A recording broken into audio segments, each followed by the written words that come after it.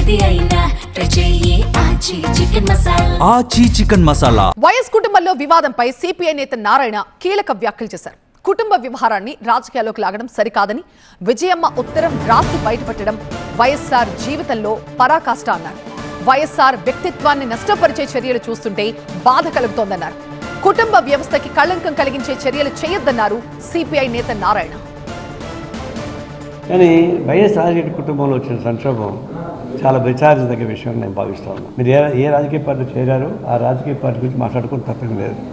కానీ కుటుంబ వ్యవహారాలను తీసుకొచ్చి బజారు పడేస్తే అది కుటుంబ ఔన్నత్యానికి, కుటుంబ వ్యవస్థకి అవమానకరమైంది. రాజకీయాల వైపు లాగి రాజకీయ సమస్య కానీ రాజకీయ సమస్య చేసి బజార్లోకి వచ్చి మాట్లాడడం అంటే ఇది చాలా దురదృష్టకరం. రాజశేఖర జీవితం పరాకాష్ట, వాళ్ళ భార్యే ఒక ఉత్తరం రాసి బయట పెట్టడం.